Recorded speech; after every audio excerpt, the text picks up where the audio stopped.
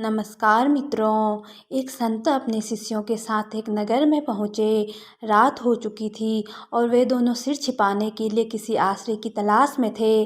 उन्होंने एक घर का दरवाज़ा खटखटाया। वह एक धनिक का घर था और अंदर से परिवार का मुखिया निकल कर आया। वह संकीर्ण वृत्ति का था। उसने कहा, मैं आपको अपने घर के अंदर तो नहीं ठहरा सकता, लेकिन नीचे हमारा स्टोर बना है। आप चाहे तो वहाँ रात को रुक सकते हैं, लेकिन सुबह होते ही आपको जाना होगा। वह संत अपने शिष्य के साथ नीचे ठहर गए। वहाँ के कठोर फर्श पर वह सोने की तैयारी कर रहे थे कि तभी संत को दीवार में एक दरार नजर आई। संत उस दरार के पास पहुँचे और कुछ सोचकर उसे भरने में जुट गए। शिष्य के कारण पूछने पर संत ने कहा, चीज़ें हमेशा वैसी नहीं होती जैसी दिखती हैं।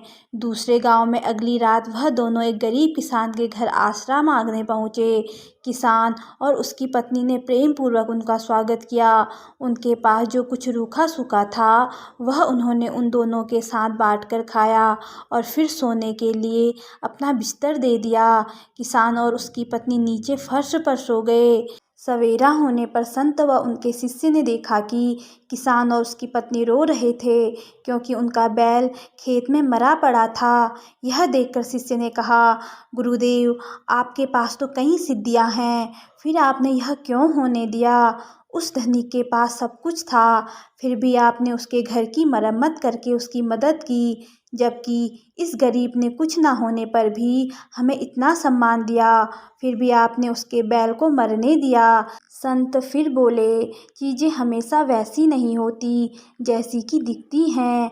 उन्होंने आगे कहा, उस धनी के घर में दरार से मैंने यह देखा कि उस दीवार के पीछे स्वर्ण का भंडार है। क्योंकि उस घर का मालिक बेहद लोभी और कृपण था, इसलिए मैंने उस दरार को बंद कर दिया ताकि स्वर्ण भंडार उसके हाथ ना लगे, क्योंकि उस धन को पाकर वह और भी लालची हो जाता तथा समाज सेवा से उसे कोई मतलब नहीं है। इस किसान के घर में हम इसके बिस्तर पर सोए थे।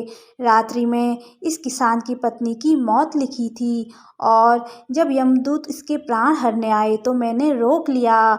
चूँकि वह खाली हाथ नहीं जा सकते थे, इसलिए वह बैल के प्राण ले गए। अब तुम ही बताओ, मैंने सही किया या गलत?